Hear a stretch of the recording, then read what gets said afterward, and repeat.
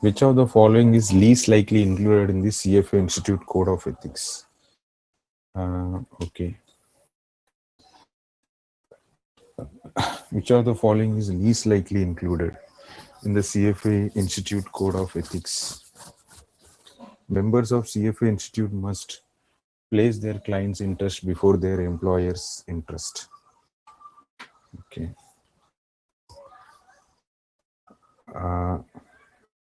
Strive to maintain and improve the competence of others in the profession. Which of the following is least likely included? Use reasonable care and expertise dependent on independent professional. Use reasonable care and exercise independent professional judgment. Okay. Which of the following least likely included? Place their client's interest before the employer's interest.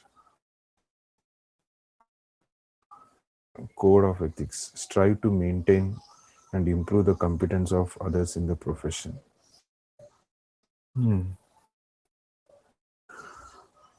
Use reasonable care and exercise independent of professional judgment. So they are saying this is the answer. Okay. The requirement that members and candidates place their clients' interest before their employers or their own is in standard 3A, loyalty, prudence and care. The other choices are included in CFA Institute Code of Ethics. Okay. The other choices are included in the CFA Institute Code of Ethics. So my doubt was like, why should we strive to maintain the competence of others in the profession? Like we should be concerned about ourselves, no? Strive to maintain and improve competence of others in the profession. Okay.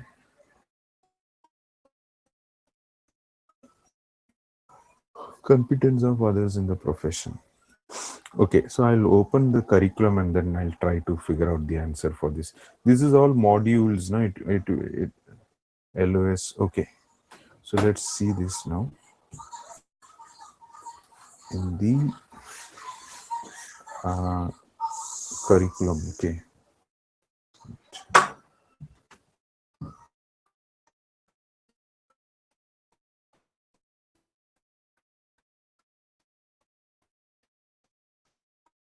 CFA 1 curriculum.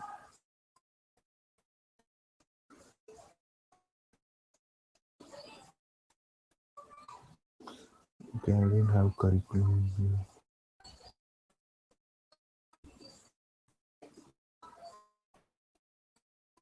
Ethics.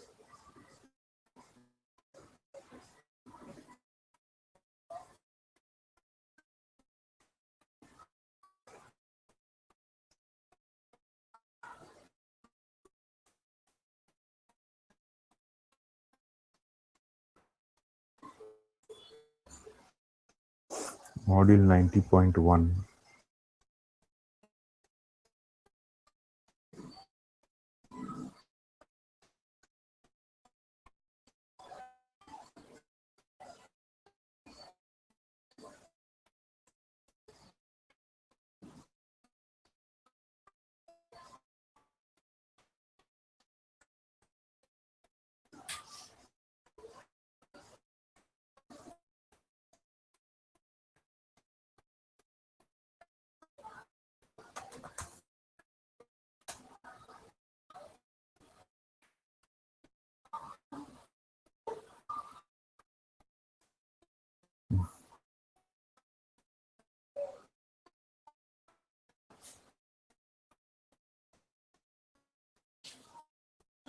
Okay, so this says CFA charter holders and CFA program candidates are required to adhere to the code and standards and to sign annually a statement attesting to that continued adherence. Okay. Charter holders and candidates must maintain and improve their professional competence and strive to maintain and improve the competence of other investment professionals. So then there is no further explanation given here, right? Okay. So this Okay, is so again then memory based one only. memory Yeah. based, So yeah. logically, you can say like, why should I be bothered about others' competence? Okay. But then the ethics will say like, as a team, then you have to perform all those things. That is the only explanation. Logically, I agree what you are saying, but then that is how ethics is like. It is difficult to ask why in ethics, right? Yes, sir. Strive Understood, to sir. maintain and improve the competence of others. So this is there in CFA Institute Code of Ethics. That's why this is also ethics. Okay. Strive to maintain. So this is coming under ethics. Let me see the heading for this topic. CFA Institute as an investment management professional body. Then this is coming as But so then, will they ask like differentiating ethics the and standards and professional. code? Possible. See, it is possible. I will not say no. Anything they may ask. But what you have to think is, see, for example, what you have to think is somehow you have to score 75 percentage. 180 questions are there for you. So into 75 percentage comes to how much? Calculate. 135. So out of 180, you have to be right for 135 questions. That means what is the difference? 45 questions. Now, Hmm. if how many questions will come like this? Maybe 5 questions, correct? Okay, or Yes, maybe sir. let's say 10 questions are coming. Okay, fine. Where you don't have control, you just gamble there. So if you are getting 10 questions like this, so let's say two, you gambled out of 10, two were correct. So you missed 8 questions. Fine. So 8 questions over. Out of 45, you have missed 8 questions. So 8 is over. So remaining is what? 37. 37. So still you can make 37 more mistakes.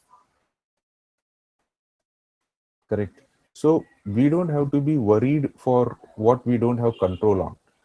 You have to make sure that this 135 questions, okay, plus even in this 45, if you are gambling and if you get even, like out of 45, even 5, 6 questions, if you are going correct, so you can score easily for 140, correct? Even Yes, if sir. 5 questions. So 140 out of 180. Now you check what percentage you can get. 140 out of 180. 77, 78. 78. If you score 100%, you are going to pass. Then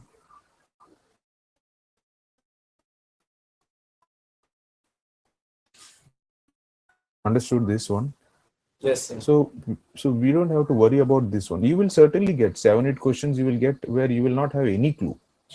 Okay, 5 questions for sure you will get where you will not have any clue. Like, what do I do here? What is this question all about? I didn't come across in curriculum or in Schweizer. You will find such questions. 5, 6 questions you may find. That is okay. Out of 180, 5, 6 questions, if you are finding like that, it's fine. If you are really like, if that is not your day, maybe 7, 8 questions you may find like that. Fine.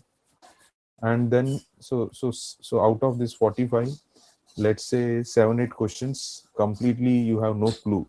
Maybe 7, 8 questions you forgot. You remember, you know that, but you are not able to recollect.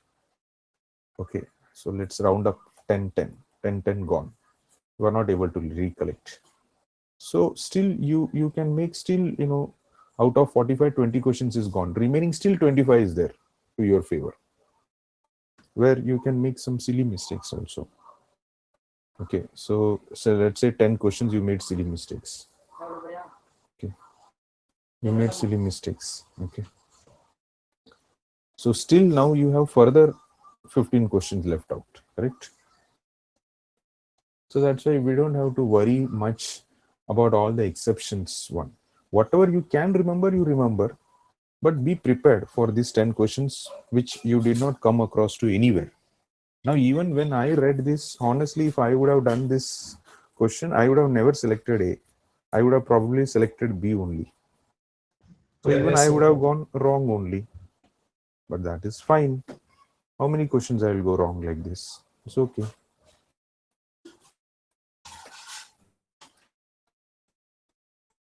Okay, fine. Yes, sir. Okay, Thanks. so this is memory based question clearly. Okay, but still, if you want, we can check for other things also. Like, see, they said no, that rest all are included in standards, loyalty, prudence, and care. So there, if you go and read, okay, these two are included here: loyalty, prudence, and care. Okay.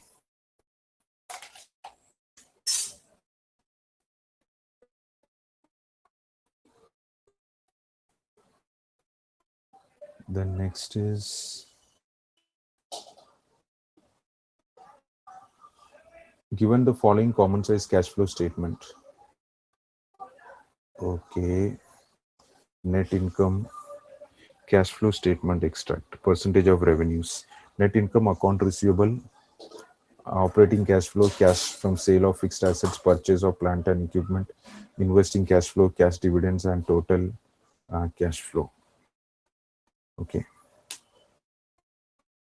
An analyst should most likely conclude that. Okay, an analyst should most likely conclude. Okay.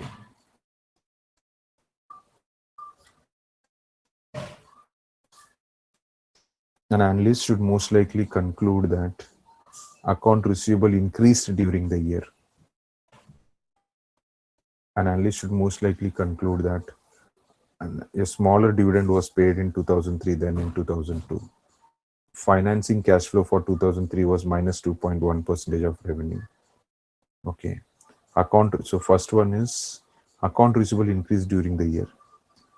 So account receivable is minus 0.5 percentage, and here it is minus 0.4 percentage.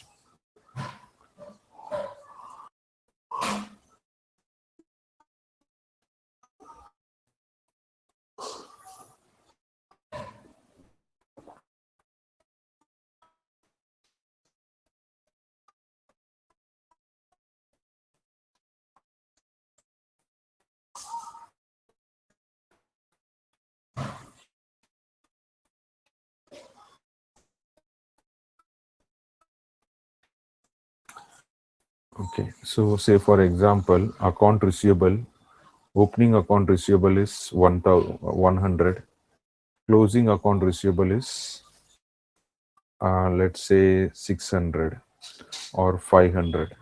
No, not 500, 50. So closing value minus opening value will be minus 50. So this is what they have shown here as percentage. Okay, now I am writing here as number. Then what would have happened? Then the next year opening is 50, and then closing would have been, we want minus, so here let's say closing is 10, 90. so then it would be minus 40 then. Okay, so now the question is account receivable increased during the year. So this year 40 we have received, no? 40, and this year 50 we have received. 50, but it is percentage point of view, because 50 we have received out of 100 into 100 is equal to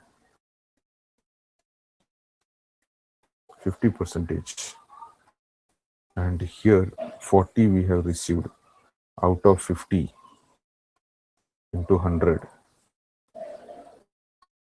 5 8s are 40, so 80 percentage.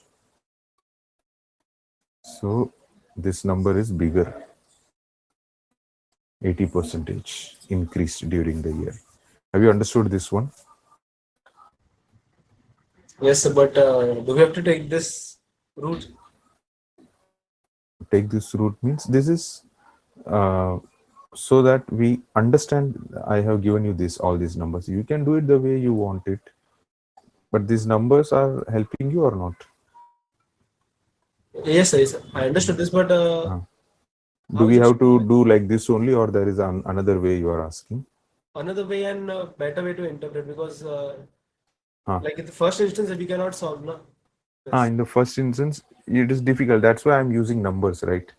Yeah. I myself don't know. So I took 100 and then I converted all into percentage. But so then what about the option B? So we'll do that also. First one is okay now. Now coming Yes. to the second one. A smaller dividend was paid in 2003 than in 2004. So where is dividend? Dividend is here. A smaller dividend was paid. Minus.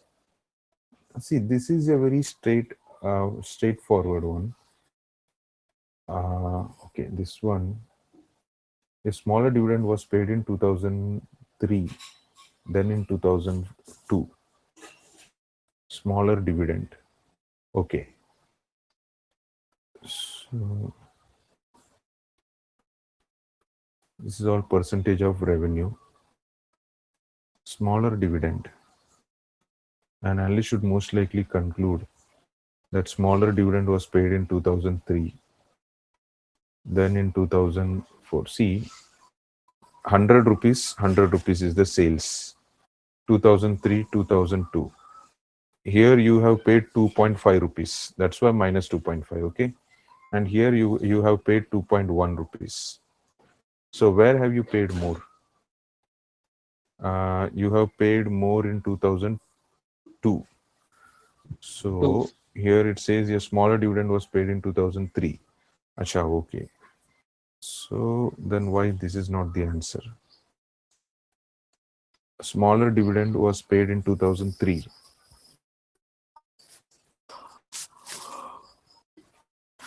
Smaller dividend 2.1 is paid in 2003. Then in 2002. Yes, sir, Because in but 2002, 2.5 rupees paid. And in 2003, 2.1 rupee paid. So most likely conclude. Acha, this is also most likely. It is fitting into most likely. Most likely, then why this is not the answer? Okay. Conclude that smaller dividend was paid in 2003. Then in 2002. So 2.5 rupees I paid here. Here I paid 2.1.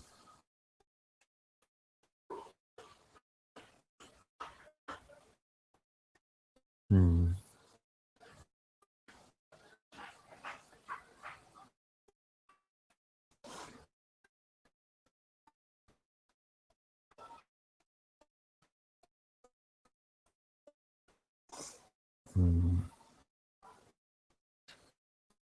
Okay, we'll come to this one. Let's see the third one. Financing cash flow for 2003 was minus 2.1% of revenue. Financing cash flow will be what?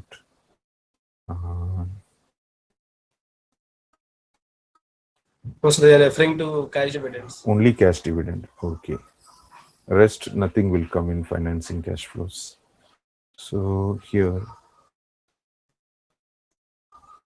financing cash dividend. So financing cash flow for 2003 was minus 2.1% of revenue. So dividend paid, where will it come? They have not mentioned whether it is US GAAP or IFRS, right? So if it is not mentioned, it means IFRS. And if it is IFRS, then it can go into CFO or else it can go CFF, into yeah. CFF. So if I consider this as CFF, then financing cash flow for 2003 was 2.1% of revenue. This is also correct only, no? Then this is investing. Yeah, this is also correct. Okay, let me read the answer. This is the answer, right? Yes.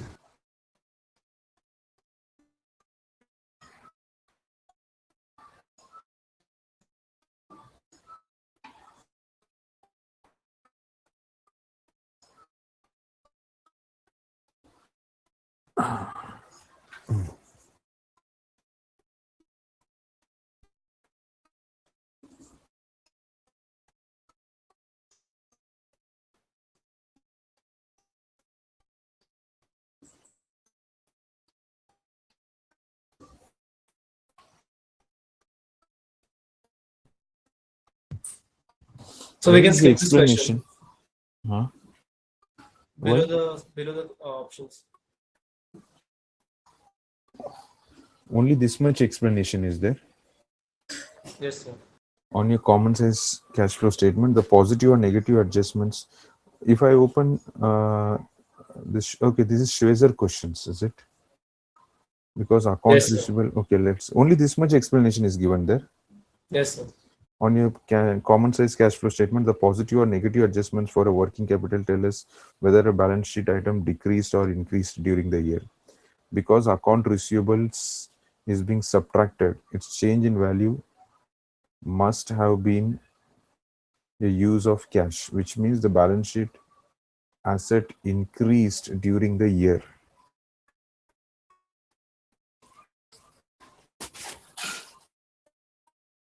Because account receivable is being subtracted, its change in value must have been the use of cash.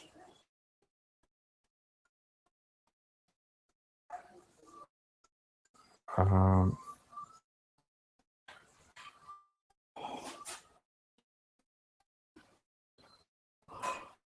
which means the balance sheet asset increased during the year. How? Balance sheet will remain the same, right? Because account receivable will come down, cash will go up. But how is this connected? Which explanation they are giving here? The answer. Acha, for the answer. Huh. So account receivable increased during the year.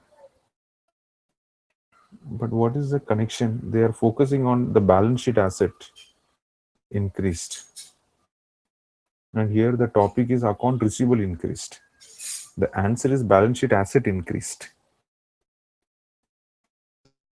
Okay, this is doubtful. Even other options explanations are not given. Okay, I'll just mark this one. I have to then see. Right now, I am not getting anything here. I feel all three are answers only, and this explanation is not matching with the answer also. So there is something wrong with the question, I feel, but I will just check this one. So there were many wrong like this. Ah, In the Shweta. okay. Possible. That's why, see, if Schwezer, if the CFA itself can make mistakes, then what is Schwezer, this one Schwezer then? Okay, because CFA is only finally taking the responsibilities, no? And they are only making the mistakes. Then why can't Schwezer make mistakes? Because this is all that complicated, and they deliberately want to make it more and more complicated, and then they will make mistakes. This is all little complicated only. It's not believable kind of thing. So I have to check this one. Okay. The next question.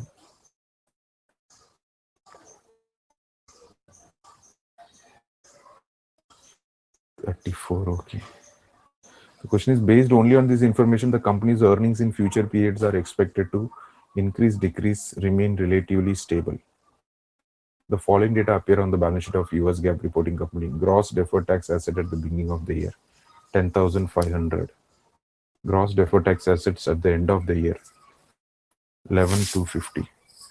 Valuation allowance at the end of the beginning of the year, 2,500. Valuation allowance at the end of the year, 3,900.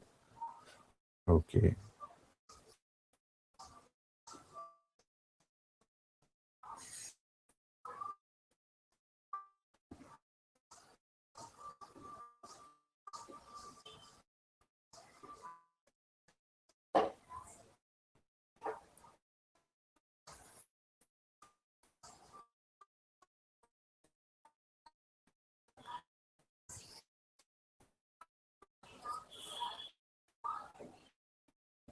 The following data appear on the balance sheet of a US GAAP reporting company.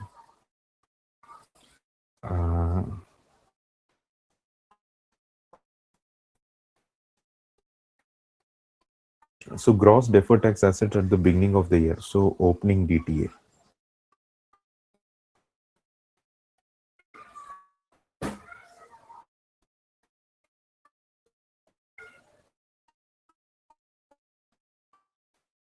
$10,500.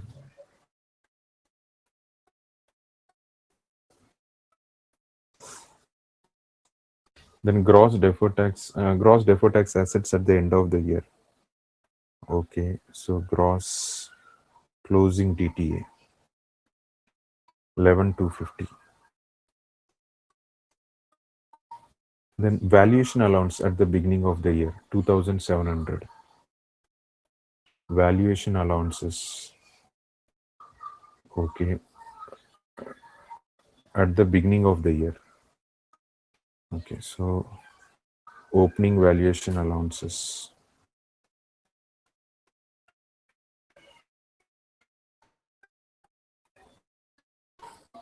$2,700.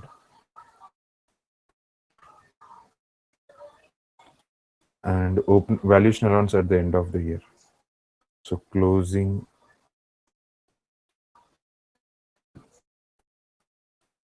valuation allowance 3,900.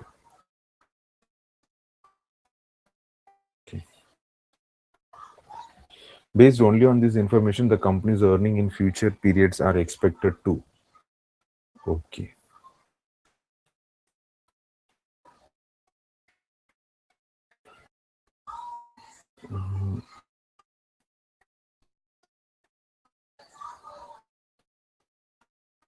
So valuation allowance is increasing. Deferred tax asset is also increasing. So deferred tax asset is increasing and we are not expecting it to reverse it. And that is why valuation allowance is also increasing. So when is deferred asset created? When we are paying more. That means financial reporting and tax reporting. So financial reporting will say taxes 1,000 and tax reporting will say this is taxes 1,500. So in this case, I will pay more. So when I will pay more, I will create deferred tax asset. So that means my income is increasing. No, my income is okay. Higher income. Then again,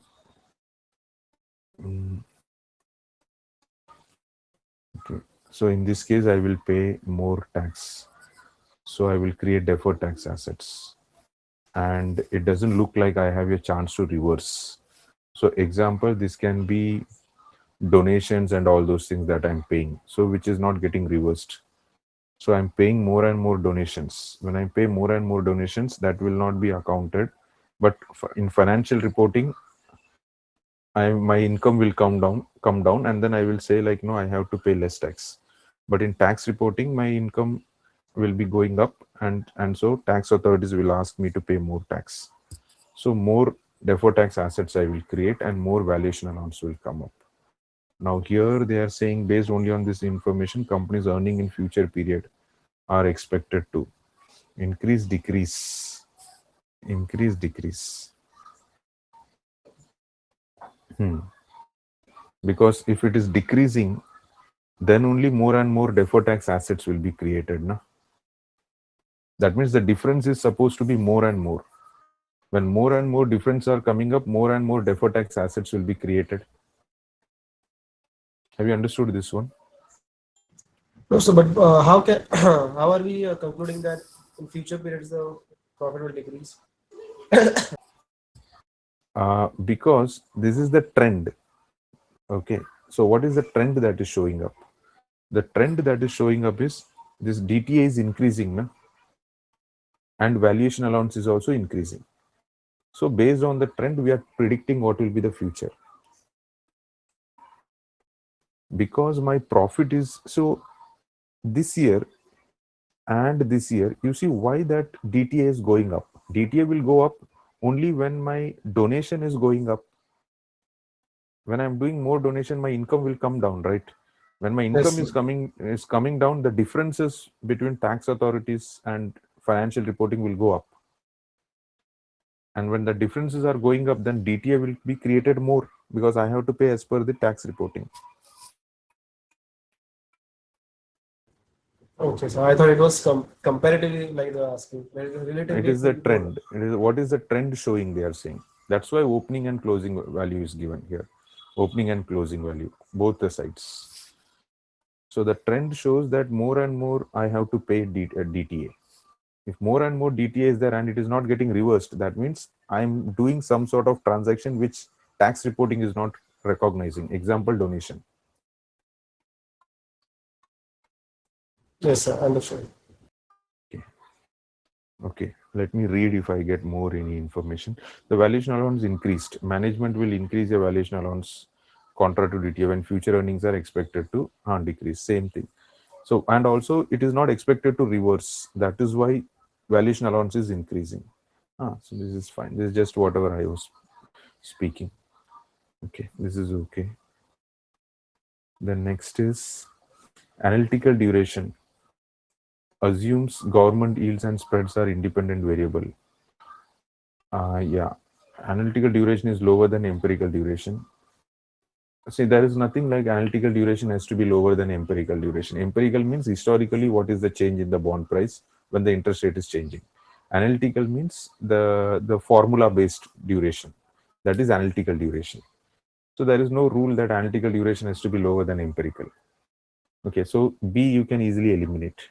Coming to C, analytical duration uses statistical methods and historical bond price. No, again it's a formula based one. Na? So again this you can eliminate. Is it fine? But statistical is also a formula based, right? No, statistics means based on the numbers, historical data. Statistical. Okay. Based on the, see here mentioned historical bond price to derive. So what is the formula for duration? Duration is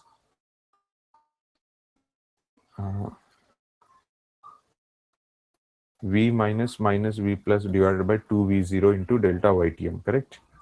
Now where is Yes, the sir. statistics coming here? This formula, na? Okay, sir. All these are formula, it's a formula. Okay. So based on, because only this is the number I'm taking. The rest is all formula based one. I'm not taking any other number only. That too only current price I'm taking. That is okay. Yes, sir. Yeah, understood.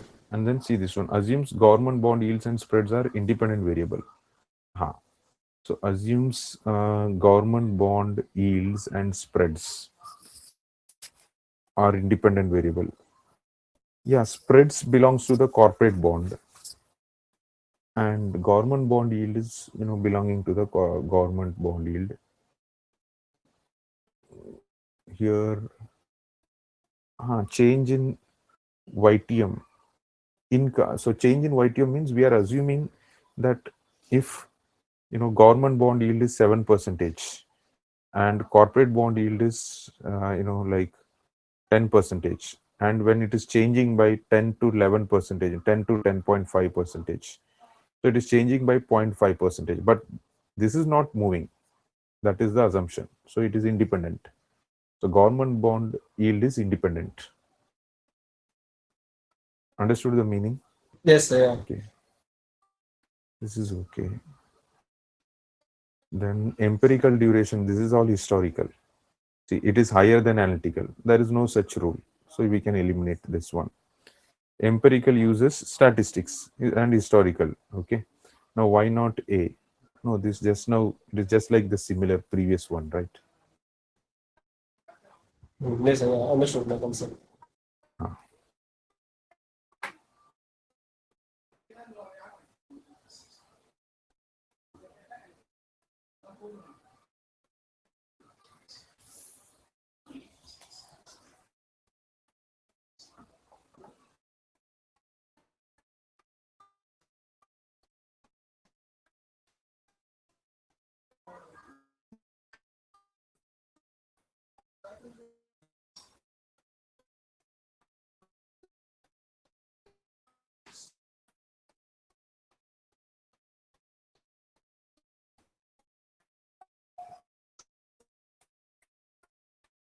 Okay, what is this? Did not violate the standards. Ethics. Okay. NG Franklin CFA, who covers technology stocks. Okay. I'm like, what is the question here? Uh, after the meeting of after the meeting, Franklin changes her ratings on Level Tech from buy to hold and sends a note to accounts recommending the sale of Level Tech. Franklin did not violated. Okay. Franklin, CFA, who covers technology stocks, joins a conference call for analysts presented by Cynthia Lucas. Okay. Joins a conference call for analysts presented by Cynthia Lucas, Chief Technology Officer for Level Tech. Lucas tells the analyst that overseas shipments of the company's important new products are going to be delayed, okay, due to manufacturing defects, which is new information to the analyst. After the meeting, Franklin changes her ratings on Level Tech from buy to hold and sends a note to accounts recommending the sale of. So here there is a problem. No? Here you are saying hold recommendation and sends a note to accounts recommending the sale of Level Tech. So it has to be between these two, first of all. Is that okay? Because it is hold, and Yes, here sir. you are asking to sell. Now between these two, violate the standards on non-public information by revising her rating on Level Tech, violated the standards on fair dealing by rating the stock a hold but recommending a sale of the shares to her accounts, violated the standards on fair dealing by rating, violated the standard on non-public information by revising her ratings on Level Tech. But sir, isn't the conference call That's what public I'm information? thinking. Where is non-public information coming here? What is Franklin violated the standard on non-public information by revising a rating on Level 10? No, but that is not non-public. No, it is the conference call. Okay, it should be this one C only. Telling a selected group of analysts new information does not constitute public. Okay, so this is the point we have to remember then. And therefore, acting or causing others to act on this information is a violation of standard to a material non-public information. Okay, fine. Again, we have to go by this one. This is again information for us as well. That informing in a con call is still, not publicly informing. Okay, Yes, so sir. that is Understood. something then we have to remember then. Okay, telling a selected group of analysts new information does not constitute public disclosure. So this is the definition, that it is not a public disclosure, even if it is told in a con call. Okay, so this is again Yes, sir. memory. Then central bank's ability to achieve its policy goals is most likely to be limited by available resources. Is most likely to be limited by available resources when which of the following actual rates is below its target rate? Which of the following rates is below its target rate? Interest rates below its target rate, inflation rate below its target rate, exchange rate below its target rate. Central bank's ability to achieve its policy goals is most likely to be limited by available resources when which of the following actual rates is below its target rate. Yeah. Mm.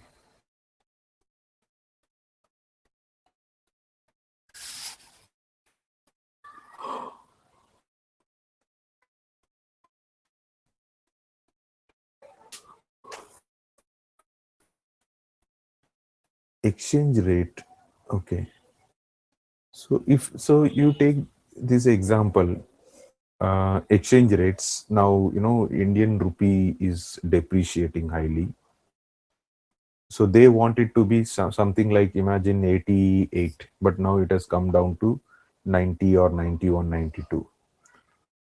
So In this case, okay, let me read the answers also. When domestic exchange rate targeting, a central bank's ability to increase the value of the domestic currency is limited by the amount of forex reserves the country has available to buy its own currency in the foreign exchange market, while inflation targeting and interest rate targeting have limitations. Liquidity trap conditions may exist. Interest rates are bound by zero. Central bank resources are not typically a limitation. Central banks' resources But are not typically but a say if it is limitation. in a deflationary environment, so the resources are limited for the central banks. Uh, if it is a deflationary environment, okay. Interest rates targeting have limitations like liquidity trap conditions may exist. Interest rates are bounded by zero. The central bank resources are not typically a limitations.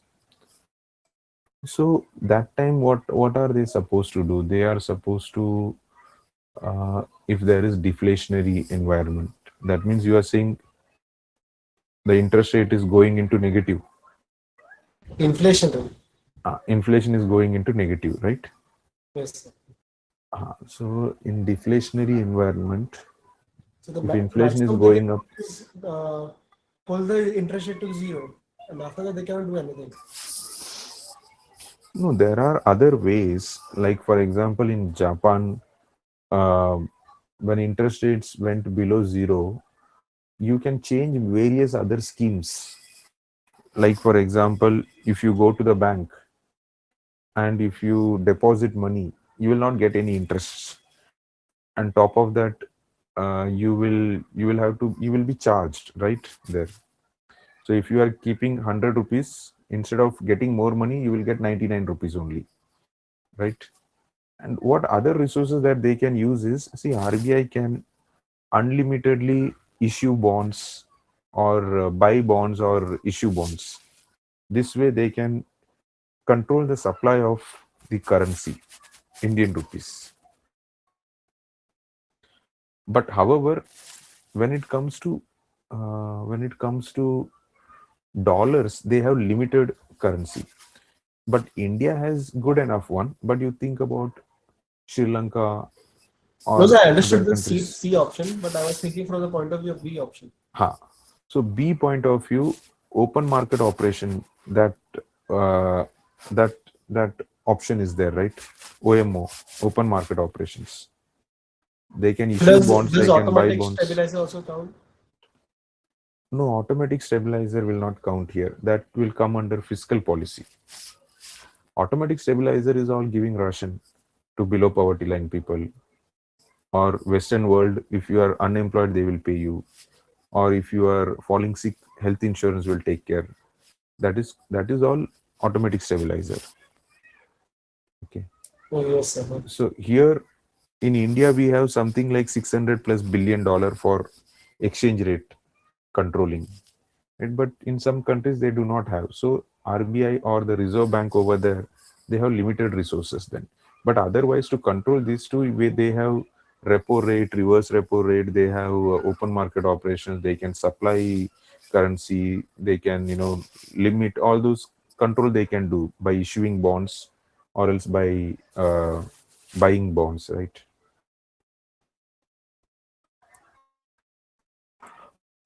Yes, sir. They're okay. Yeah. For 2001, Belcher Motors reported a decrease in its DTL, a decrease in its Understood, sir. This depot on time. the same concept as previous one. Okay, you understood this one. Okay, Yes. so I'll move to the next one. This is to do something to do with English. They'll try to confuse here. See, Mark Stewart is an executive of a publicly traded company in a country that has weak insider trading regulations. If Stewart can trade on inside information about his company and earn abnormal returns over time, the country's market may be most accurately characterized as, okay, The country's market may be most accurately characterized as. If Stewart can trade on inside information about his company and earn abnormal returns over time, the country's market may be most likely characterized as not weak form efficient, not strong form efficient, semi-strong form efficient. So that means he is, taking advantage of the fundamentals and making profit. Can trade on inside information. That means fundamentals. So that is what that is. Uh, then that cannot be semi-strong form efficient, because in semi-strong form, um, no, in semi-strong, this is inside information, no? So in inside information, you can say semi-strong also, because in semi-strong you can make abnormal profit using private or inside information. Yes, yeah. Right. Now they said not strong form. Okay. So it is between these two. Not strong form. That is also fine, because in a strong form, okay, Prices now reflect let's the yeah. See, actually, like B and C is also fine. Even A should not be a problem. Not weak form market efficient. That's why no, in a weak form you can make easily. You can take inside information. Okay, fine. It is between B and C. Between B and C, then why B? Why not C? That is the question. Okay. Semi-strong form efficient. You are making abnormal profit using inside information, and in not strong form efficient. Hmm.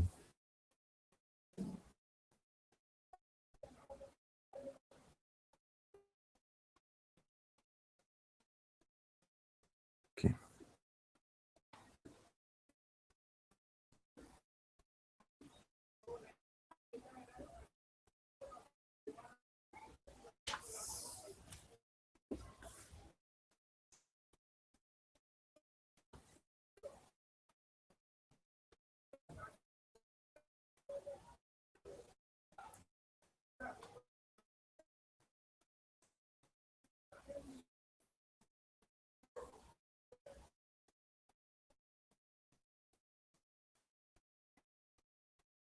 Mark Stewart is an executive. Okay. This is semi-strong, and this is strong form market efficiency. But say if it is non-strong, not strong form, so are they implying strong form inefficient? Yeah, strong form inefficient only. Yeah. So strong form inefficient is fine. See, this has more chances only, but still, how do I articulate that? In semi-strong, you can make abnormal profit. So you can make abnormal profit using inside information.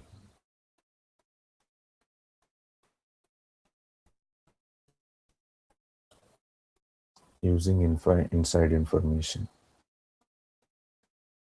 Okay.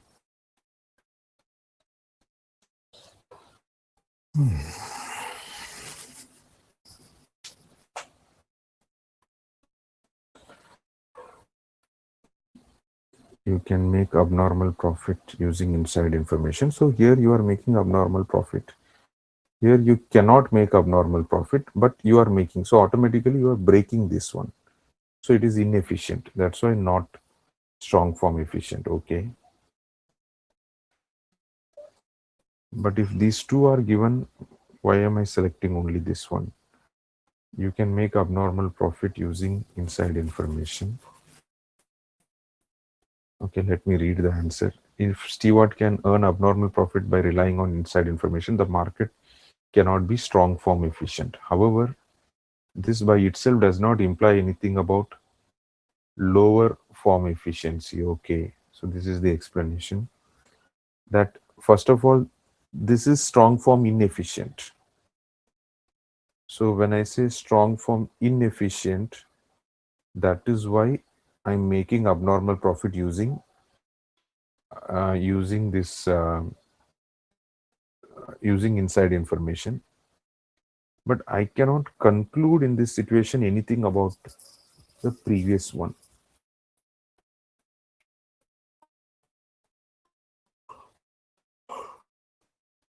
So could you repeat? There was an Yeah. internet exception. Okay. Strong form inefficiency. Strong form inefficiency is there. Okay. See, this is very clear that I am making abnormal profit. That's why it is strong form inefficient. But because I'm making abnormal profit, that doesn't mean. So I'm just repeated this statement. See, by itself, it does not imply anything about lower form efficiency. It does not imply anything about lower form efficiency.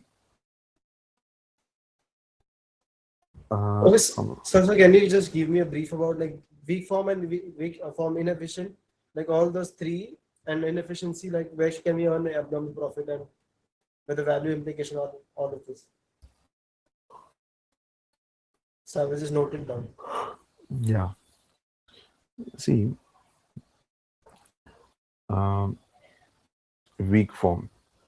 Now, suppose if they say that you are making abnormal profit using technical analysis, so in that case, you are into weak form inefficient market.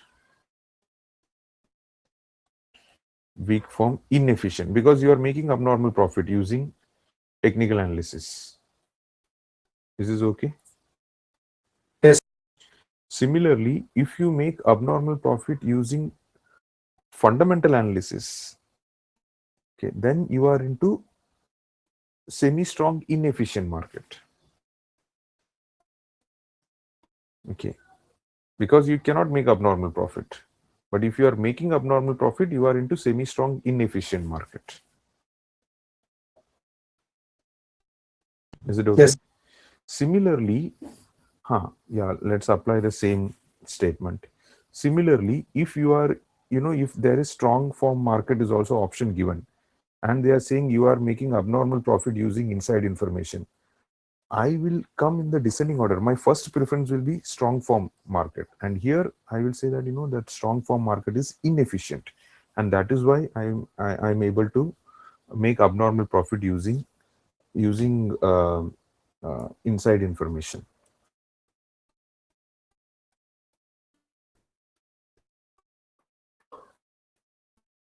Yes, sir. Understood, sir. Okay, yeah. So So technically, give first preference to like think like this way only, the way I said.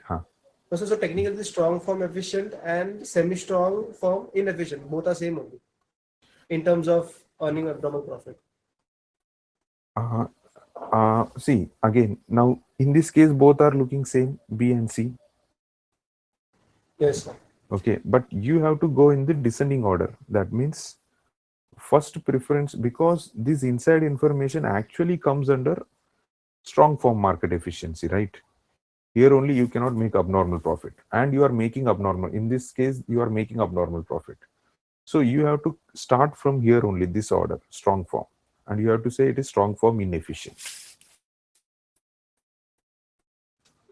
Yes, sir. Understood. Okay, yeah.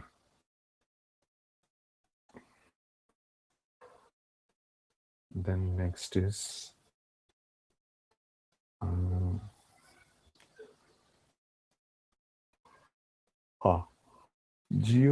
Joe Leone is an institutional equity trader. He believes that stock price and volume information can help him consistently. Stock price and volume, that means weak form, can help him consistently generate excess returns. This is clear. Weak form inefficient. Based on this information, believes that the market is okay. Not strong form efficient, maybe semi-strong. It is not weak form. but maybe again it is confusing here. He believes that stock price and volume can help him consistently generate excess returns on his stock price. Based on this information, that the market is not strong form efficient. Okay, if it is not strong form, it has to be either weak form or else it has to be either semi-strong form. Okay, maybe semi-strong or strong form. Believes that the market is maybe semi-strong or strong form. So not It's possible. not weak form efficient, but maybe. So first of all, it is weak form inefficient. That means this line. Believes that the market is weak form inefficient, first of all. It is weak form inefficient. This is the statement I was telling you. Now, that this shows that it is weak form inefficient, but maybe semi-strong efficient. So first importance we will give it to, in this case, because this area, which area, price and volume, belongs to weak, correct? Yes, sir. Weak form, price and, just like previously that inside information belongs to strong form area. Here weak price and volume belongs to weak form. So if you are making abnormal profit, my first point will be you are into weak form inefficient. Weak form inefficient market. You are into weak form inefficient market. Okay, so not weak form efficient. That is weak form inefficient, but maybe semi-strong. But this is the key point. That's why here they are saying maybe, but you are into weak form inefficient market clearly. Just like here we concluded, you are into strong form inefficient market clearly. But that may be semi-strong, that we are not very sure. But you are into strong form inefficient. Just like here you are into weak form inefficient. So it's a similar thing only. Yeah, same thought process. Same thought. Yeah, understood. This should also be all similar type only. See, now Arrow's fund managers manages a family of mutual funds and employs a team of fundamental analysts. Okay.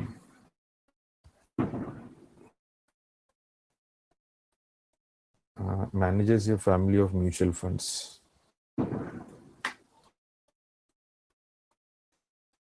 and employs a team of fundamental analysts who research firms by analyzing financial statements and SEC filings, under which forms of the efficient market hypothesis would Arrow's funds have the potential to achieve positive risk-adjusted returns consistently using fundamentals. So it should be semi-strong form inefficient market. That should be the first answer. We'll see that one. Okay, so semi-strong form and weak form only. Semi-strong form. Okay, the C is beginning from here, is it? No form of efficient market hypothesis is consistent with earning positive risk-adjusted return using fundamental. No form of, okay. No, we cannot conclude this as no form of market. Something we have to conclude. So we can eliminate C. But sir, how can inefficient come under EMH? Under that, under that efficient market hypothesis only, that these terminologies are coming, right? Weak form inefficient also. Be it weak form efficient or weak form inefficient, or be it semi-strong form efficient or semi-strong form inefficient. All are coming under, when we are studying about efficient market hypothesis, there only all these terminologies are coming. No? Yes, sir. But then the option A is one answer. So that's why I'm saying this will not be the answer. No form is consistent. Some form has to be there. So no form you can eliminate. Okay, terminology is all coming here, but some form has to be there out of these three. Like here, they said you are making abnormal using inside information. So we concluded that it is weak form inefficient. Okay, but still we concluded something. This one we concluded that it is weak form inefficient market. We still concluded something. It is not that no form is there. So no form is there, that will not come only. So now between weak form and semi-strong and weak form. So here it says you are making continuously abnormal profit. If you are making continuously abnormal profit, how can it be semi-strong form? Not possible, no? Yes, sir, yeah. Then it has to be in weak form you can make abnormal profit. If they would have given semi-strong inefficient, then that will be the first choice for us. If that is not given, then we will go to weak form only then. Understood this part? But so how can we earn abnormal profit from weak form? Weak form, no, see, in this one, if they would have given semi-strong inefficient, okay, semi-strong inefficient and weak form, out of these two, our first choice will be semi-strong inefficient. No, so yeah, I got that, but like. Okay, now wait. So now this is not given. Okay, fine. Now coming to weak form. In weak form, you can make abnormal profit in fundamental analysis. You cannot make abnormal profit using technical analysis, but in fundamental you can make, right? That is the definition of weak form only, right? Okay, so we can make abnormal profit in weak form. Using, see, in weak form, you cannot make abnormal profit using technical analysis. However, you can make abnormal profit using fundamental analysis and inside information as well. Okay, sir. And so for semi-strong, is it something like similar? Same way. Okay, so I'll write it so that it's to be on the safer side. See.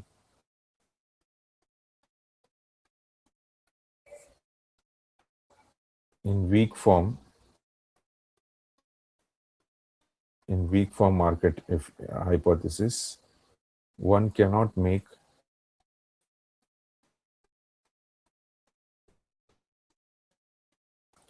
abnormal profit. One cannot make abnormal profit using technical analysis. Okay. However,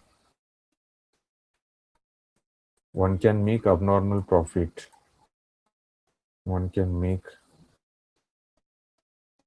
abnormal profit using fundamental and fundamental analysis and inside information.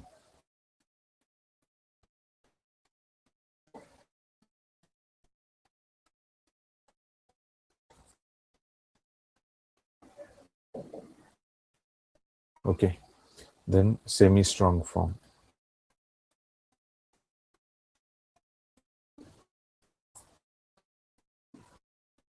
So one cannot make abnormal profit. So here, if you are making abnormal profit using technical analysis, then it is weak form inefficient. Okay, if you make abnormal profit using technical analysis,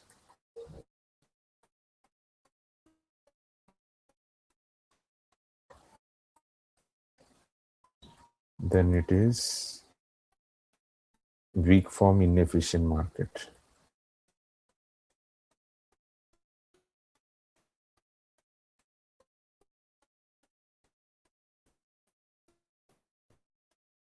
Okay, now here one cannot make abnormal profit using using technical analysis and fundamental analysis. Using technical analysis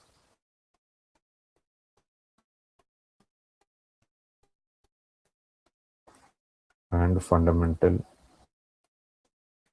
analysis. However,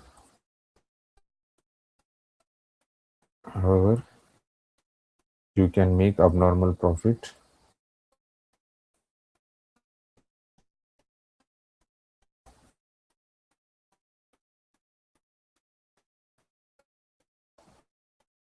using inside information.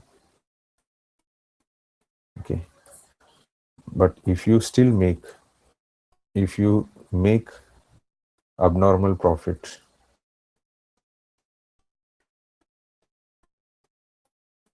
using fundamental, okay, so if you still make abnormal profit using fundamental analysis,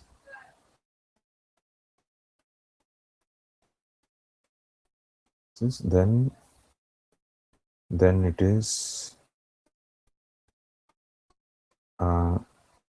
semi-strong form inefficient market.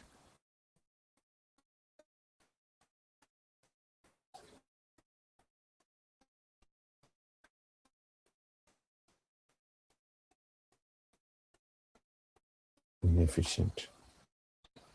In same way, strong form efficient.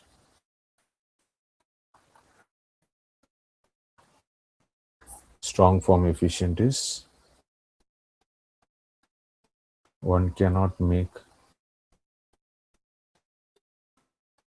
abnormal profit using technical analysis, fundamental analysis,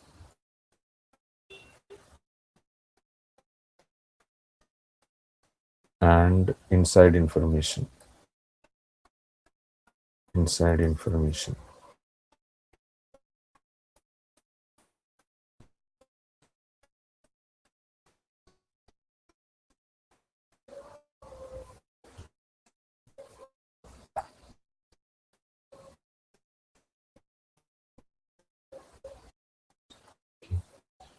If you still make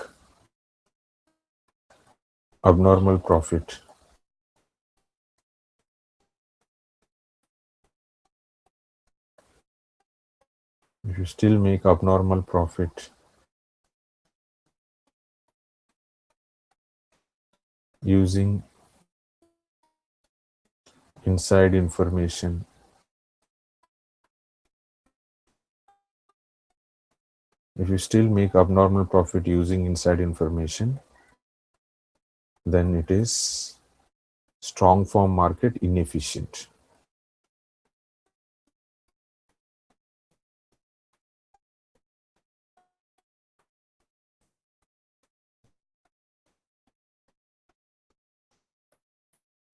Okay.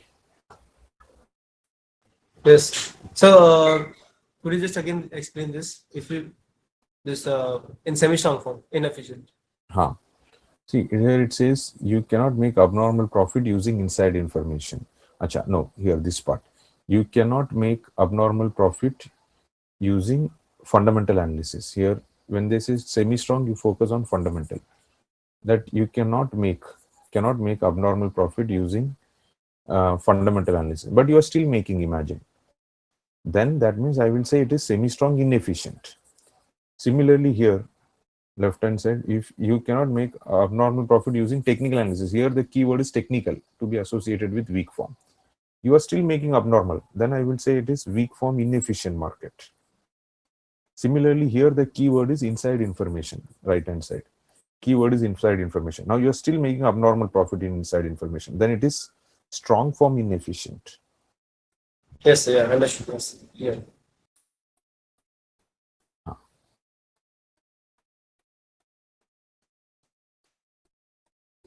Then So I just again wanted to just ask about this, like how to solve this question we have about to previous solve. one. No, this one. This one only. Okay. Justin's expected price to earning is closest to, this is leading P ratio. Okay, E1 is given here. I think there only, but even if you would have done that mistake, this should have helped you, but okay. We will just first write all the formulas. Also, I got, yes. Leading P ratio. Because I sometimes get confused between like when to use DPR and when to 1 minus. So first you do one thing, P is equal to D1 by R minus G. Okay, then you take E1 both the sides. Now this becomes dividend payout ratio. This is equal to 1 minus retention ratio. Okay, that in the book it has been given as B. That's it. These are the formulas. Now let's see what is a given condition. They said just in stock price is 60. What do we have to find out? Expected P ratios. Okay. Expected growth rate of dividend is 5%. And expected retention ratio is 60%. Required return is 10. Retention ratio is 60. So this is the easiest one. No? 1 minus 60%. This or this, these two. 1 minus 60% divided by required return is 10%. Minus growth is 5%. Calculate.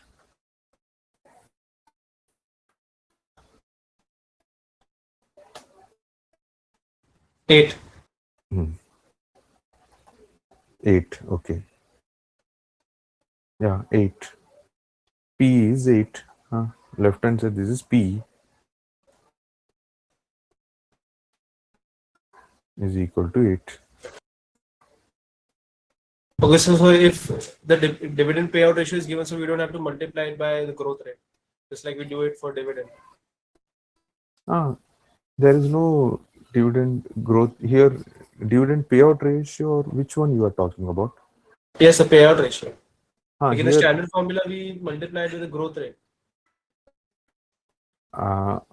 okay. So standard means that trailing P ratio, right? Yes, sir. So let's do that one now. So P is equal to D1 by R minus G divided by E0 and then E0. Now I cannot directly conclude this as dividend payout ratio because it has to be numerator and denominator has to be same for dividend payout ratio. So I will change the formula like this. So now I will say this is dividend payout ratio into 1 plus G divided by R minus G. Okay, sir. So if it is trailing, then we have to multiply it, and if it is leading, then we don't have to multiply it. Yeah, we don't have to. Okay.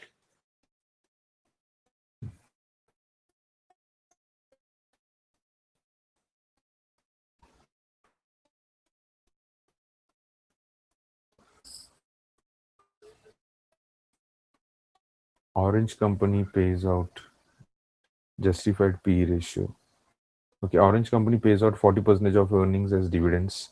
Sales are expected to grow at 5% per year for the foreseeable future, while earnings are expected to grow at 3%.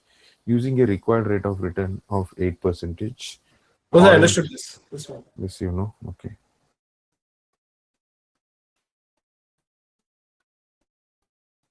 Done, sir. Done, sir. This is also done. This is also okay. Okay, that's it then. So I wanted to ask about this diversification ratio. What is it? Diversification ratio means, see, basically, if you are, having one stock, imagine that stocks has 25% volatility, standard deviation of one stock is 25%. Now, when you have many stocks, okay, so overall your entire portfolio's standard deviation is something like 20% or 15%. So now what have you done by diversifying? Because you have taken many stocks here. So by taking many stocks, your portfolio's standard deviation has come down instead of having only one stock. Yes, sir. So the formula for diversification ratio, you remember the formula? No, sir. Okay. So one should come here. This is, but the condition is it is equally weighted portfolio. Okay. So because it is equally weighted portfolio, here numerator and denominator. Okay, let me check. Numerator, I think it should be lower is better. So this should be that individual stocks standard deviation. Individual stocks standard deviation divided by portfolio standard deviation, or no, portfolio standard deviation divided by individual stock, correct. So portfolios standard deviation divided by individual stock standard deviation. Individual stocks standard deviation. So this is 15% divided by 25%. Just calculate 15 by 25.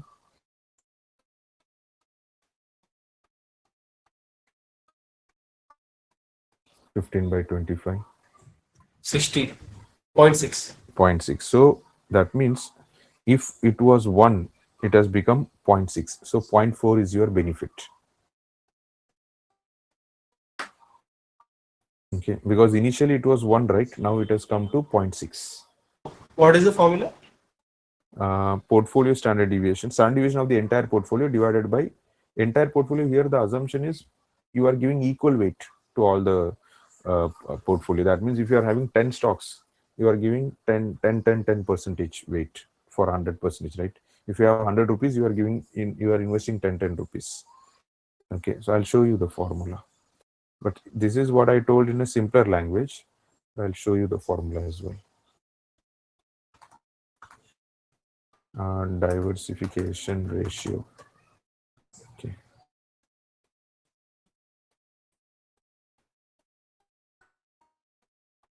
See, equally weighted portfolio.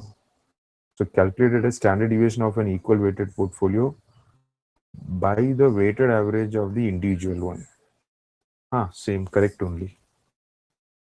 Equal weighted, portfolio. This is portfolios, equal weighted portfolios, standard deviation divided by individual stock standard deviation. So this is the one. Standard deviation of an equally weighted portfolio divided by weighted average standard deviation of an individual assets. A lower ratio indicates better risk reduction. So we have reduced the risk, right? From 1 to 0.6. So higher ratio means concentration. Higher as in like how higher? Okay. Is it fine now? Okay. So lower the ratio, the better for the portfolio. Yeah, lower is better here. Because instead of 0.6, if you would have got 0.3, that is even better. Because individual standard deviation was 1, now it has become 0.3. That means 0.7 is the benefit. Okay, sir. So another thing that RMBS has the pass-through rate as its coupon rate. So what is pass-through rate? Pass-through rate means, see, now this is the bank and they are charging 4% or imagine 4%, and then 4 or let's say 6%. And then that bank is selling all those home loan assets to investment bank. Okay. And that investment bank is raising capital by issuing mortgage-backed securities. So how does the money flow? They are paying 6% and they will pay 5% to them. Bank will take 1% cut, and this investment bank will pay 4% to the mortgage-backed securities, and they will take 1% cut. So they are passing on the interest to the other funnel. That's why it is called pass-through rates. Okay, so okay. So share repurchase is equal to cash dividend based on the effect of shareholders' wealth. Yes. I didn't understand this. Oh, okay. That statement also came up. Okay, that is actually there in level 2, but that, okay. So see, company wants to give 100 rupees dividend. Okay. Now, if they give 100 rupees dividend, what will happen if the price of the share is, or let's say 10 rupees dividend? So if the price of the share is 100 rupees in the market, once they pay dividend, what will happen? Automatically, it will come down to 90. So that means if they are paying dividend, you have 10 rupees and 90 rupees is there in the market. Finally, your net worth is 100 rupees only still. First part. Is it okay? Yes, sir. When they are paying dividend, because if they don't pay dividend also, your share price would have been 100 and you could have easily sold and got 100. Even now, when they have paid you 10, you could have, you can easily again sell for 90 the remaining shares and you can get 100. Okay. So that means your wealth is overall 100. Now, if they are repurchasing, then what will happen? So now, how did they give you 10 rupees? With their money, with the reserves only, they have given you 10 rupees. No? Yes, sir. So if they are giving you through reserves only, so that is also investors' money only. So if they are giving that money, and imagine you are surrendering your shares to them, and they are giving you 100 rupees, then again your wealth will remain the same one only. Surrendering Because as in? they are repurchasing, no? They are repurchasing the shares. So they are repurchasing. When they are repurchasing the shares, you are giving your shares back to the company. You are selling your shares to the company, saying that you don't want. Okay, yeah, yes, sir. Okay. So finally, how much are they giving you? 100 rupees. So finally, for the company, it is one and the same. Either you pay dividend or you repurchase. It is one and the same. If they can give it in the, assuming there is no tax, all those things involved here. Okay. If there is no tax involved, the analogy point of view, think both are same only, right? You have company has some reserves. Whether they are using it to pay dividend or whether they are using it to repurchase, it means the same thing, na? If there is no tax. Yes, understood. Okay. So Because another both the thing, sides, cash is going out of their pocket. yes. So if the prepayment speed accelerates, so who first bears the losses, pack or support tranche? Support is the support. That means they have to come last. So if prepayment is happening, okay, let's say prepayment is happening. So if prepayment is happening, pack is there and then support is there. Okay. Pack means planned. I forgot the long form. What is that? And amortization class. Planned amortization class. That means within a range when prepayment and prepayment or the delay is happening within a range, the money will be going to them. If it is crossing anything more accelerated one, then in that case that risk will go to the support function, support part. That money will go here then. Okay, till it is happening within the range, pack only will get it. Beyond that, if it creates problem, then only support will get it. No, sir, but in the Schwezer question bank, they have mentioned like if prepayment occurs first, then loss is borne by support tranche first. If it goes outside the range, then the pack absorbs the loss. Outside the range, pack observes. Okay, let me see then. Okay.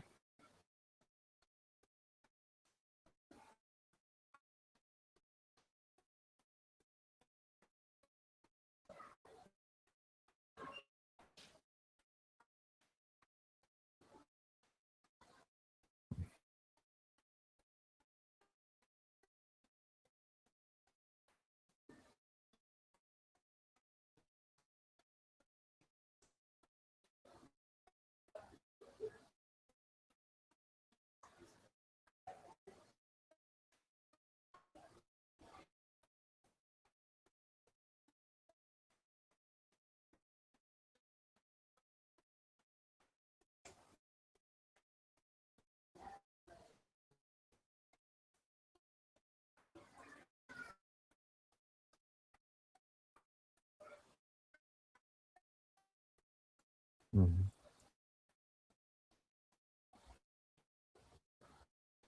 Ah.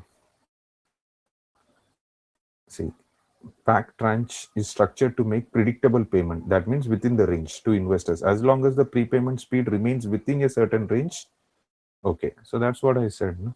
If it is within the certain range, pack will get it. Then if prepayment speed increase, the support tranche receives the principal payment in excess of those specifically allocated. So when this is crossing all the limit here, that time support is going to get, okay, in excess of those specifically allocated to pack. So that's why after pack support will get it. That's why in excess. Okay. Then conversely, if the prepayment speed decreases, then principal repayments to the support tranche are curtailed. That means they will not get it. So the scheduled pack payments can be made. So again, they are only sacrificing because they are support tranche. See, it is like this. If more food they are getting, first pack will eat and then they will give it to the support. If they are getting less food, again, that also pack only will eat and support will not get anything.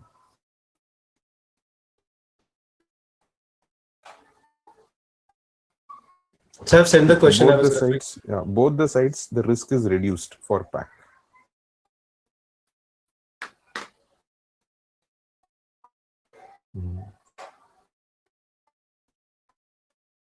Oh, you have sent it to me. Okay.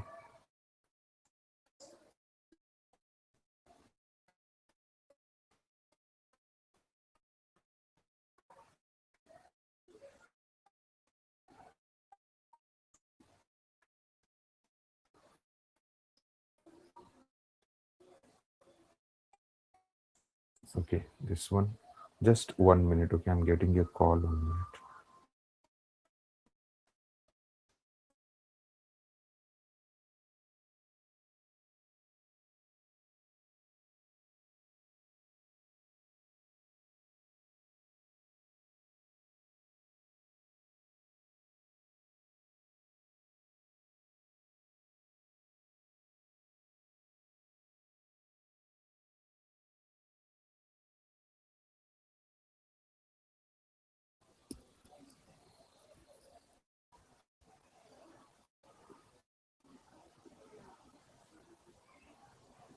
Hello.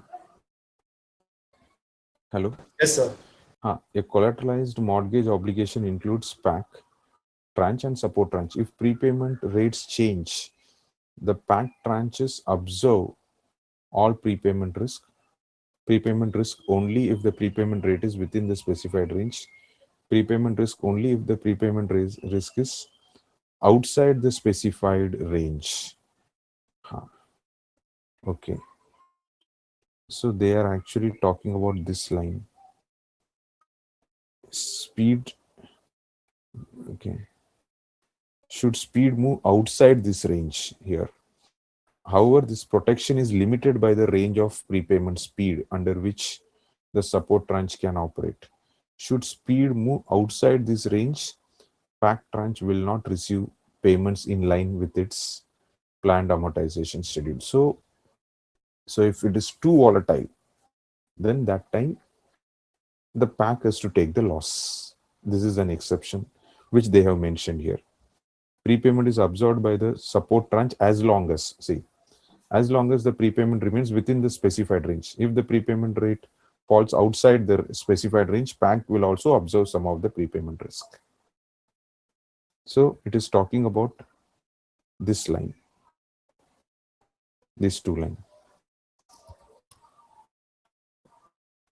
Is it okay? So support says support is supporting with a condition now support tranche. So they are saying as long as the prepayment speed is within this range, we will support you. If it goes too much, we will not support. So range of a range. At what rate prepayment is happening? So Like, for example, again this whole thing? Yeah, see, as long as the prepayment is happening, say for example, out of 100 people, if as long as 20 people are prepaying, we are ready to support. But if it goes beyond 20%, then you also have to take the loss that way.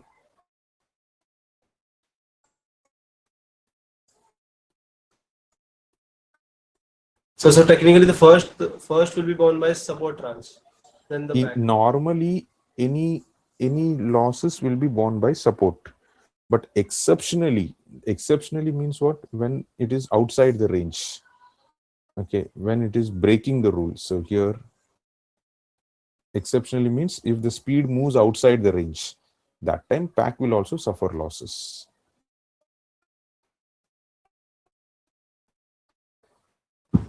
Okay, sir.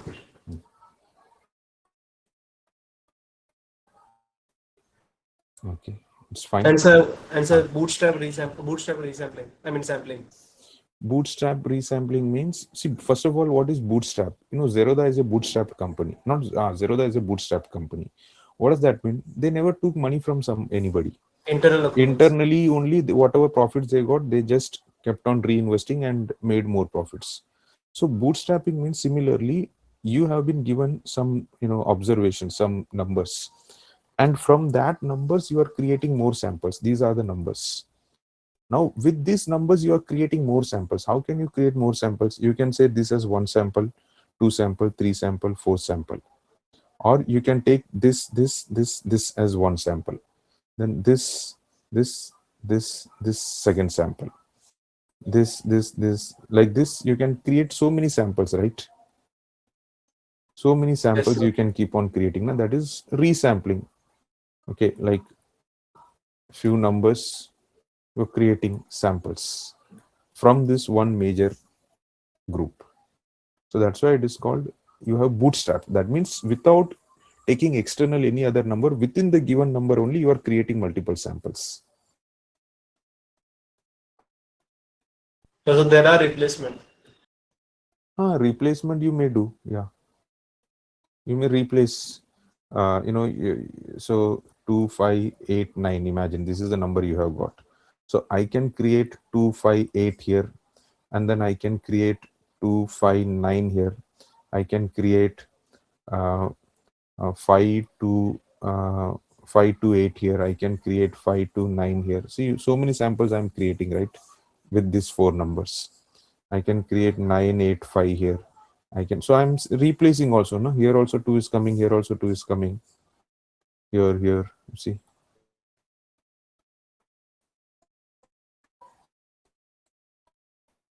Yes, sir. Understood. Okay, that's it, right? Okay, fine. Okay. So how was Shreyas' exam?